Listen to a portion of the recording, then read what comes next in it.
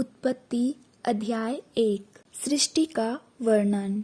आदि में परमेश्वर ने आकाश और पृथ्वी की सृष्टि की। पृथ्वी बेडौल और सुनसान पड़ी थी और गहरे जल के ऊपर अंधियारा था तथा परमेश्वर का आत्मा जल के ऊपर मंडराता था। जब परमेश्वर ने कहा उजियाला हो तो उजियाला हो गया, और परमेश्वर ने उजियाले को देखा कि अच्छा है, और परमेश्वर ने उजियाले को अंधियारे से अलग किया। और परमेश्वर ने उजियाले को दिन और अंधियारे को रात कहा।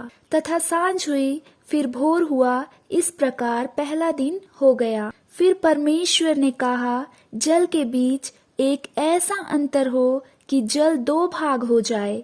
तब परमेश्वर ने एक अंतर बनाकर उसके नीचे के जल और उसके ऊपर के जल को अलग अलग किया, और वैसा ही हो गया। और परमेश्वर ने उस अंतर को आकाश कहा।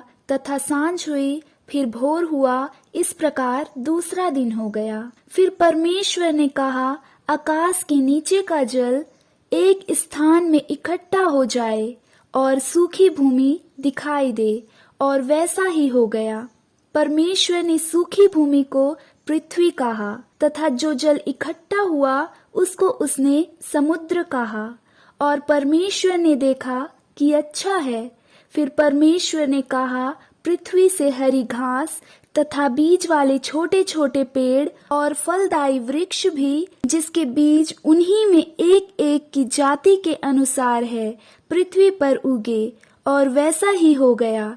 इस प्रकार पृथ्वी से हरी घास और छोटे छोटे पेड़, जिसमें अपनी अपनी जाति के अनुसार बीज होता है, और फलदायी वृक्ष, जिनके बीज एक एक की जाति के अनुसार उन्हीं में होते हैं, उगे।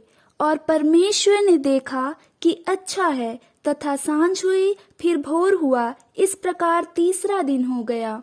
फिर परमेश्वर ने कहा दिन को रात से अलग करने के लिए आकाश के अंतर में ज्योतियां हो, और वे चिन्हों और नियत समयों और दिनों और वर्षों के कारण हो। और वे ज्योतियां आकाश के अंतर में पृथ्वी पर प्रकाश देने वाली भी ठहरे, और वैसा ही हो गया। तब परमेश्वर ने दो बड़ी ज्योतियां बनाई। उनमें से बड़ी ज्योति को दिन पर प्रभुता करने के लिए और छोटी ज्योति को रात पर प्रभुता करने के लिए बनाया, और तारागण को भी बनाया। परमेश्वर ने उसको आकाश के अंतर में इसलिए रखा कि वे पृथ्वी पर प्रकाश दे तथा दिन और रात पर प्रभुता करे, और उजियाले को अंधियारे से अलग करे। और परमेश्वर ने देखा कि अच्छा है। तथा सांझ हुई, फिर भोर हुआ, इस प्रकार चौथा दिन हो गया। फिर परमेश्वर ने कहा जल जीवित प्राणियों से बहुत ही भर जाए, और पक्षी पृथ्वी के ऊपर आकाश के अंतर में उड़े। इसलिए परमेश्वर ने जाति जाति के बड़े बड़े जल जंतुओं की और उन सब जीवित प्राणियों की भी सृष्टि की, जो चलते फिरते हैं, जिनसे जल बहुत ही भर गया। और एक एक जाति के उड़ने वाले पक्षियों को भी सृष्टि की।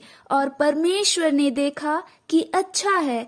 और परमेश्वर ने यह कह के उनको आशीष दी, फूलो फलो और समुद्र के जल में भर जाओ, और पक्षी पृथ्वी पर बढ़े। तथा सांझ हुई, फिर भोर हुआ, इस प्रकार पांचवा दिन हो गया। फिर परमेश्वर ने कहा पृथ्वी से एक ऐसी जाति के जीवित प्राणी, अर्थात घरेलू पशु और रेंगने वाले जंतु और पृथ्वी के वन पशु जाति जाति के अनुसार उत्पन्न हो, और वैसा ही हो गया। इस प्रकार परमेश्वर ने पृथ्वी की जाति जाति के वन पशुओं को और जाति जाति के घरेलू पशुओं को और जाति जाति के भूमि पर सब रेंगने वाले जंतुओं को बनाया। और परमेश्वर ने देखा कि अच्छा है। फिर परमेश्वर ने कहा हम मनुष्य को अपने स्वरूप के अनुसार अपनी समानता में बनाएं, और वे समुद्र की मछलियों और आकाश के पक्षियों और घरेलू पशुओं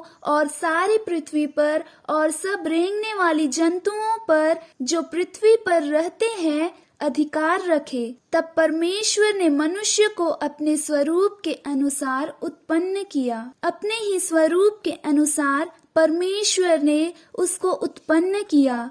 नर और नारी करके उसने मनुष्यों की सृष्टि की और परमेश्वर ने उनको आशीष दी और उनसे कहा, फूलो फलो और पृथ्वी में भर जाओ और उसको अपने वश में कर लो और समुद्र की मछलियों तथा आकाश के पक्षियों और पृथ्वी पर रेंगने वाली सब जंतुओं पर अधिकार रखो। फिर परमेश्वर ने उससे कहा, सुनो, जितने बीज वाले छोटे छोटे पेड़ सारी पृथ्वी के ऊपर हैं और जितने वृक्षों में बीज वाले फल होते हैं, वे सब मैंने तुमको दिया है, वे तुम्हारे भोजन के लिए है। और जितने पृथ्वी के पशु और आकाश के पक्षी और पृथ्वी पर रेंगने वाली जंतु हैं, जिनमें जीवन का प्राण है, उन सब के खाने के लिए मैंने सब हरे हरे छोटे पेड़ दिए हैं।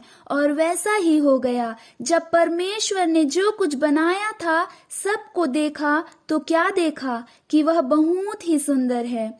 तथा सांझ हुई, फिर भोर हुआ। इस प्रकार छठवां दिन हो गया। हालेलुया।